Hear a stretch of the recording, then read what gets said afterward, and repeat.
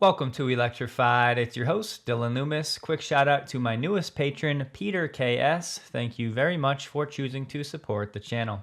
Well, what a weekend it was. Now, listen, if you're expecting a deep dive video on everything that the Terafab will mean to Tesla and SpaceX for the next 10 years, this is not that video. Primarily because it would be impossible for me to cover everything I want to in one episode. So for today, I think our time will be best spent going over a few key data points that will help to frame this entire situation and really set the expectations going forward. I know right now the Tesla community is as torn as ever, and there are plenty of people that share the sentiment strongly that Ramy just shared. He said, "I'm sick and tired of hearing a million robotaxis, a billion humanoid bots, age of abundance, order of magnitude." And yet we look at Tesla's financials and what they're actually shipping, and we're not there yet. And it's a fact. Tesla's bottom line has been stagnant, if not regressing now, for 3+ years. So as inspiring, motivational, and exciting as the Terafab event was, I think for today we need to go over some things and make sure that people do not get ahead of their skis. This photo right here is just one EUV lithography machine from ASML. Just this month, Dylan Patel said that a great rule of thumb right now to produce 1 gigawatt of chip output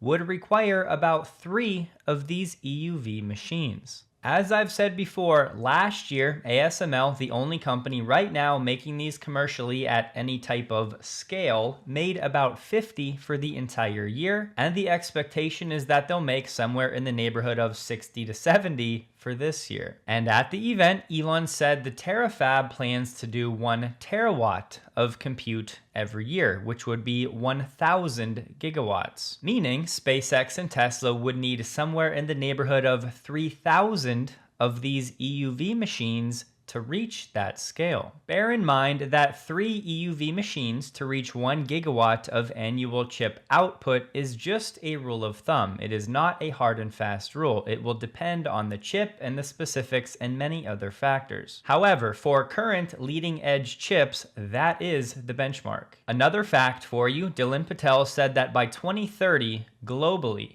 the expected fleet of these EUV machines deployed is expected to be around 700. And that number is cumulative, aka in 2030, adding up all of the EUV machines on Earth, the number is expected to be around 700. And for SpaceX and Tesla to hit the numbers mentioned using that benchmark, they would need around 3,000 themselves. And that's only one data point of dozens, if not hundreds, that I could share to get across the magnitude and frankly absurdity of what Elon, SpaceX, and Tesla are trying to do here. Now, before I carry on, I do want to make it clear that I am incredibly excited about this opportunity. I have been fascinated by this space, and as someone who plans to invest in SpaceX and Tesla for a long time, these types of paradigm-altering decisions are exactly what I, as an investor, am looking for. I also happen to believe that because of physics, this is going to take longer than most people are expecting. There are good reasons why, to date, most of these companies have been separating each of these steps into different buildings, those being the logic, memory, and the packaging. Isolating these 3 environments keeps any contaminants isolated to one part of the process. So if a company like TSMC has a dust problem, we'll call it, it would only impact one part of the process because it's isolated. But if Terafab has a circulation or really any type of issue, then all parts of the process are going to be impacted. And believe it or not, these 3 different individual steps are actually very different from one another. And bringing those 3 under one roof brings with it the risk of cross-contamination. In this process, it really goes down to an atomic level, and there are all kinds of vapors and chemicals and particles and residues that could atomically disperse throughout the factory, impacting any part of the process. And that's why Samsung, one of the only big players in the space to do both logic and memory still does them in separate fabs with separate teams. Now, Elon did say Terafab will technically be 2 fabs, each making only one chip design. This greatly simplifies process flow and allows more linear adjacent movement of the FOUP, which is a front opening universal pod. Just think of it like a plastic container that would house these silicon wafers as it moves from one step to another. So in fairness to SpaceX and Tesla, they're touting doing things very differently than they've been done so far. Elon even went as far as to say that they would be pushing the limits of physics, really looking to get into some new physical designs that have never been done before. Elon said having new iterations of a chip design be produced every day in the research fab with under a 7-day lag means being able to try out many high-risk, high-return ideas. So, to be clear, the actual location for this massive Terafab is TBD. They have not decided where it will be, but it will not be at Giga Texas. There's simply not enough room for it. However, at Giga Texas, they are planning to build what they're calling the Advanced Technology Fab, which can just be thought of as an R&D lab. And Elon did say that building will have all of the equipment necessary to make a chip of any kind, logic or memory, and they'll be able to make those lithography masks or the reticles that we just talked about in a single building, which Elon is saying will allow them to do that recursive learning faster than anybody on planet Earth because no one else is doing all of this under one roof. Which, of course, sounds awesome on paper, but to be clear, this has never been done before, this type of quick iteration of different chip designs. So if the teams can figure this out sometime in the 2030s, it will pay off very handsomely for everybody involved. I just want to make the point that success here really is not guaranteed. And just one simple example of this, for the past 3 to 4 years, Samsung has been notoriously struggling with its yields on its 3 nanometer tech. They've largely been stuck between 10 to 40% yields, whereas TSMC on its 3 nanometer tech is up around 70 to 90% yields. So Samsung, one of the leading players in the world in this industry with experience and talent, is still struggling with some of these most advanced chips. And remember, they're not trying to do everything under one roof. And for me, I'm really not expecting any Tesla stock appreciation based on this announcement for a long time. Not only because of the difficulty and uncertainty, but even if successful, it's not like Tesla is going to have a product it'll be selling into the market here. All of the output, as far as we know, will be used in-house by SpaceX and Tesla. So it's not technically a revenue driver as much as it is a margin saver, meaning Tesla won't have to pay those margins to other companies for their chips. And just my own expectation here, I think best case scenario, we're looking at 2030 before Tesla has even one chip that it can use from this fab. Elon said 100 million square feet is the right order of magnitude to think about the size and scale of the Terafab. For comparison, Giga Texas is 10 million square feet. And Nick shared this infographic to show the scale of that comparison. And bear in mind, it sounds like it'll be 2 separate buildings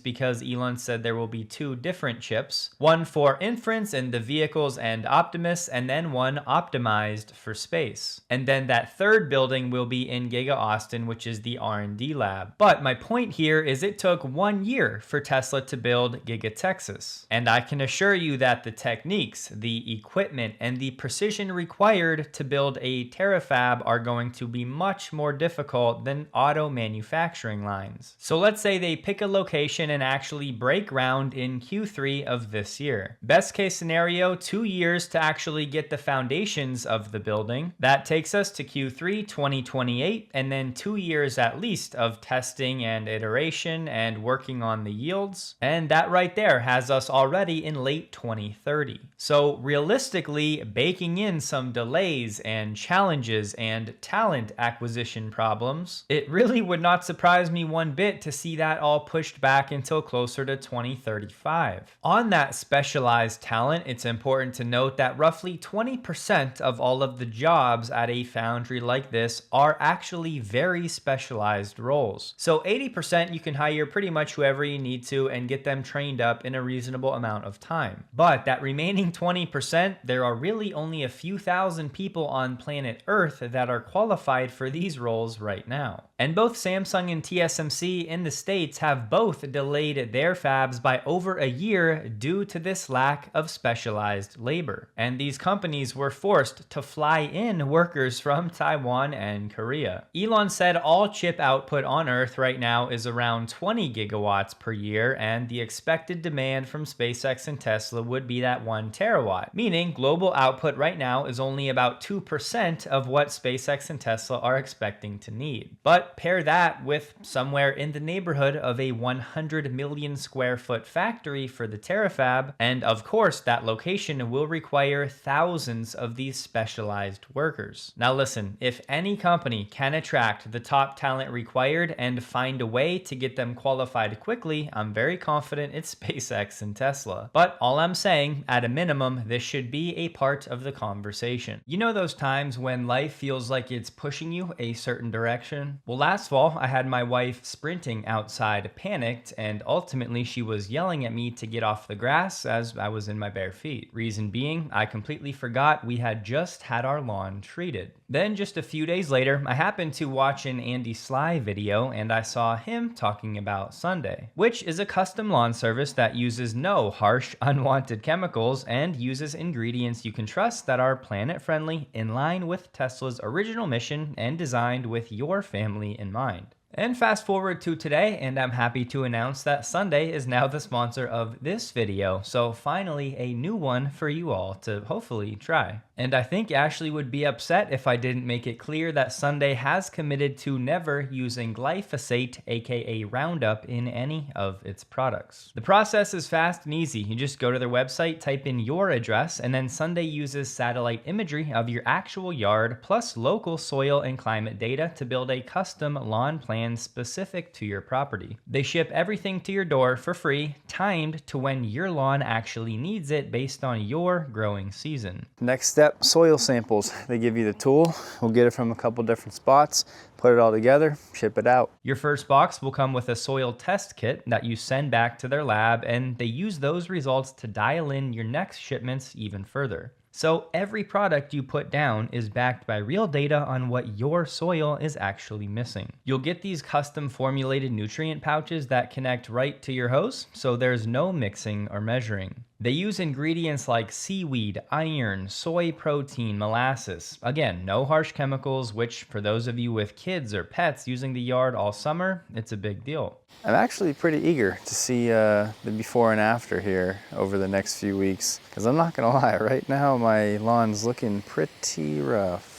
And you never have to worry about timing. The shipments show up when it's time to apply. You just hook up the sprayer, walk your yard, and you're done in about 15 minutes. So if you'd like to try it out and support the work I do here, you can head to getsunday.com/electrified linked below, or use code electrified25 at checkout to get 25% off your first lawn care plan. Again, just trying to set realistic expectations here so people do not end up disappointed. At Tesla's Battery Day in 2020, they said the plan was 100 gigawatt hours of cells by 2022, and that would be supplemental to what they're getting from suppliers. Elon also said they would be at 3 terawatt hours by 2030. Well, the last update we got in 2024, the run rate was in the neighborhood of 17 gigawatt hours per year of 4680 production. Let's be generous, round that up to 20. That's still only 20% of the stated goal, and that was 2 years after the deadline. So given I believe chip fabrication will be orders of magnitude harder than making battery cells, I do think it's wise to put some sort of discount on the numbers and timelines Elon's talking about here. So I believe this 1 terawatt number really shouldn't even be part of the conversation or the expectations until well into the 2030s. And there are various reasons for that, not the least of which is the ASML EUV machine example we covered earlier. And now yes, on that point, there are companies out there working on breakthroughs in this arena. Steve Jurvetson, who was a former board member at Tesla, has now been talking about lace lithography, touting a novel approach to chip making that can extend Moore's law 10 times beyond what's possible with light to atomic resolution. He highlighted the dominance of ASML and said lace has developed a new approach. Instead of light, lace's engineers have made a form of lithography that uses a helium atom beam. With that, this Norwegian company will be able to create chip designs that are 10 times as small as what is currently possible. But once again, that is future technology, at least from a commercial viability standpoint. And on this point, the serendipity of this one would be pretty wild if true. Omer said he lives in the town of ASML. Some insiders are saying that ASML promoted a lot of strong EUV people into architect roles and management tracks. Then McKinsey came in and basically told them to cut the management roles. So now some of those EUV experts who got promoted are the ones on the block. About 3,400 roles targeted, mostly management. Half will be reassigned, but the rest will be gone, aka free agents. Joshua shared the news, tagging Elon, saying please hire them, as McKinsey was nuking ASML. Elon replied asking, is this for real? Then Jordan from The Limiting Factor said, I bet Elon gets into lithography machine manufacturing before long. It's a big limiting factor for a type 2 civilization. Sharing that news we just went over, and Elon replied to that saying true. Maybe Elon said true, agreeing that it's a limiting factor, or maybe he said true that they'll also get into EUV machine manufacturing. So it's fair to ask if there's a potential 1,500 specialized workers being laid off right now from ASML, the one company on planet Earth making these EUV machines at scale. Could that force Elon's hand a bit faster to try to get involved in EUV manufacturing? Not that it's something that would happen quickly, but just starting that process and making that decision. And to everyone saying that this is just a pump for the SpaceX IPO, I would say,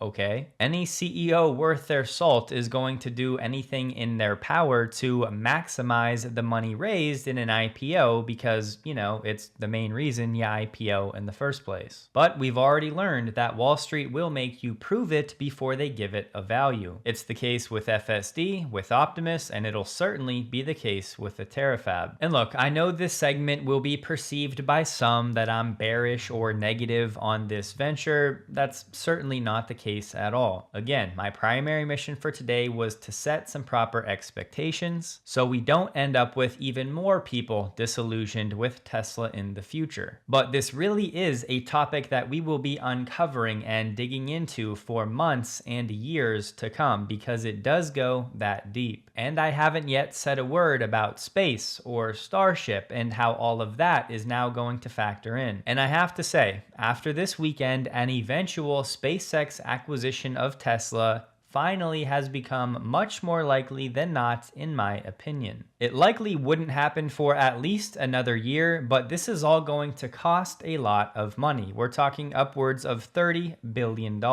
So it really will be an all hands of deck type of venture for SpaceX and Tesla. But given the fact that the tie-ups, synergies, and integrations between these two companies seemingly grows with every passing month, I would start to begin wrapping your head around that future outcome. And today, I'm not even going to provide a summary type take on this Terafab event because I didn't even scratch the surface of getting into it. As I said, this will be something that we continually dive into in the months and years ahead. Jay Leno put out a new video with the updated Tesla Semi and some words from both Franz and Dan Priestley. There are a few hundred Tesla Semis on the road now that have driven a cumulative 13.5 million miles, and they do have one lead truck that's sitting at 440,000 miles. They did hint that Tesla is working on wireless charging eventually for the Semi, and the batteries are designed to last 1 million miles. For the standard range variant of the truck that goes 325 miles, it can pull the same load as the long range truck. And really one of the only differences between the two trucks is that the long range has 3 batteries in parallel,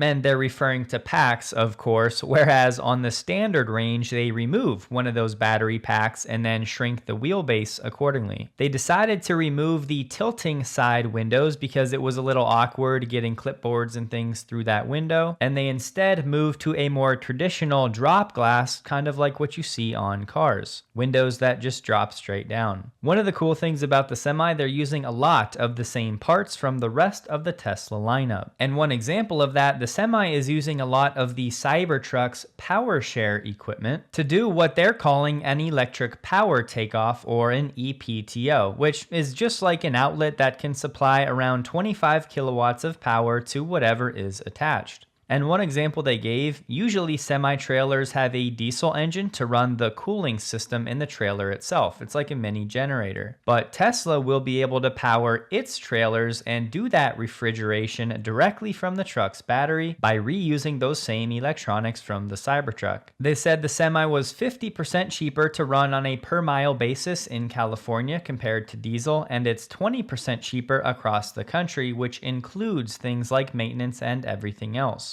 Priestley said the customers that have demoed the Semi are saying the worst thing about it is having to give the truck back after the demos are done. The Semi does have air suspension, and it has air brakes, which are just standard air friction brakes, and they're using a brake-by-wire system that is actually moving some valves, but it's electronically controlled. And Dan said that all trailers still have air brakes, so Tesla needed to be able to interface with those. And they said the turning radius in the standard range Semi is roughly the same as it is in the Model Y and the Model 3. Yeah, there's nothing special or unique that's for this truck. So we can use off-the-shelf tires. We have a recommended set that help you extend your range because the rolling resistance is a large piece of it, but you can put any set of tires on that work for your operation. Does this weigh more than the equivalent gasoline truck? Yeah, so since the last time we were here, we cut about 1,000 pounds out of the truck.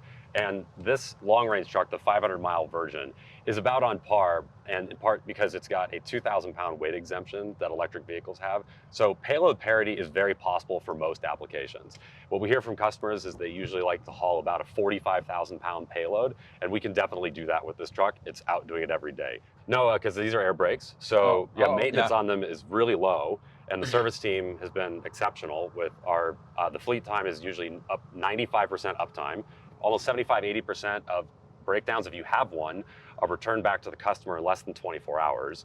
And it's actually almost half are back to a customer within an hour. So we're right there with rapid response. And believe it or not, the Wall Street Journal recently put out an article highlighting how everyone that's been demoing the Tesla Semi has effectively been loving it. One person said it's just easier on your body. It's less stressful because you're not really having to engage the clutch and the stick shift. Fleet operators are getting excited about the reduced operating costs, specifically maintenance costs. An executive was excited about the potential of fewer service personnel being needed. And while we do not have official pricing, the Wall Street Journal said reports are suggesting it could come in roughly $100,000 lower than comparable battery electric trucks. Another CEO said the Tesla changes everything. It opens up a whole different type of delivery that I can make. And this really just continues the theme of seemingly nothing but good news coming out about the Tesla Semi. Joe Tetmeyer shared these images from Giga Texas of what appears to be a new vehicle body structure that was just shipped to Giga Texas. At first glance, it does indeed look like a Model YL, and it would make sense if it was shipped in from China. And if you've been following along, you may have seen that video where I heard the rumor was that the Model YL was indeed coming to the United States. Now, I will acknowledge that if you look at the rear part of this body frame, it does seem to have a higher slope in the back than the Model YL. So is there a world where this could be a new vehicle form factor, like a Model Y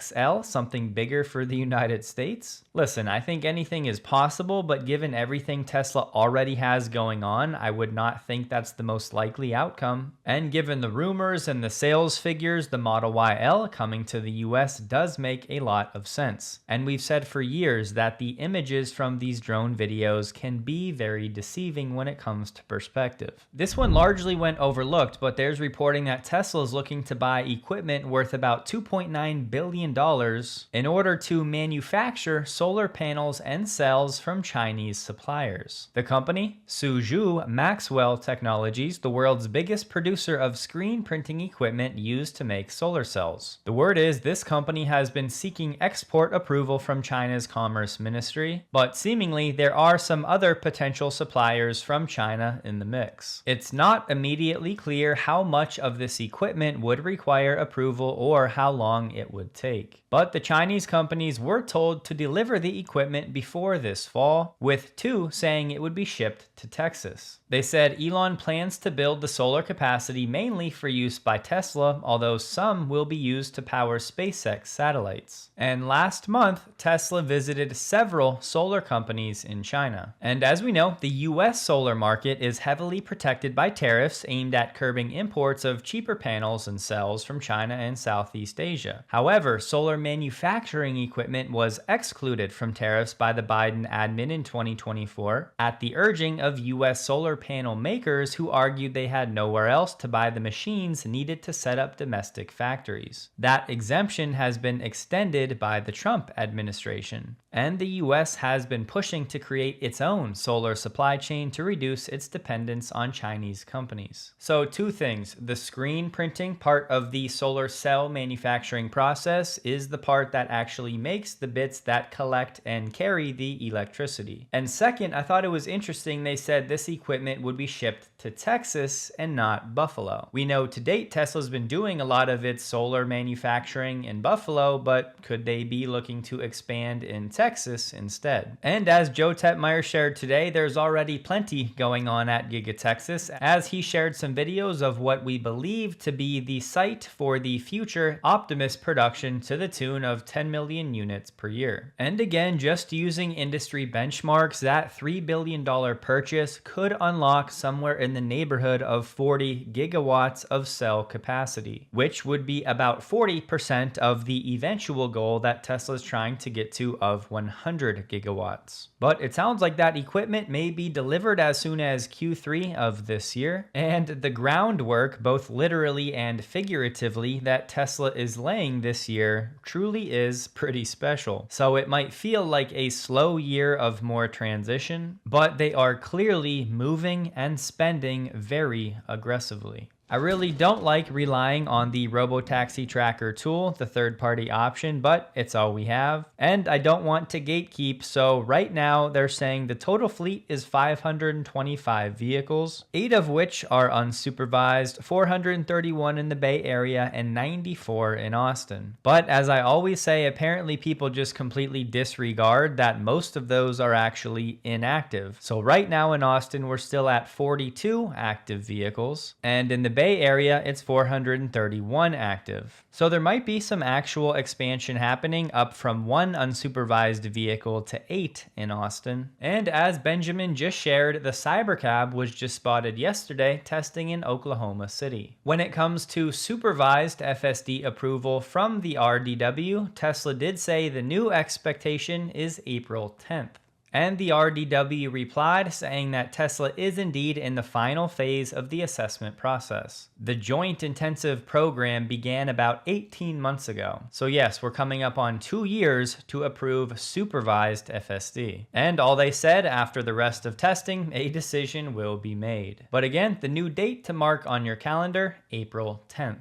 Holmar said it's the most important 3 months in Tesla's history and the market doesn't get it yet. Elon replied saying they really don't, and I've given them all of the information. And Elon shared this from Jesse saying, when an item's on sale, everybody loves it, but when a stock is on sale, everybody loses their minds, implying that he believes Tesla stock is on sale. Today, Tesla stock closed the day at $380.85, up 3.5%, while the NDX was up 1.22%.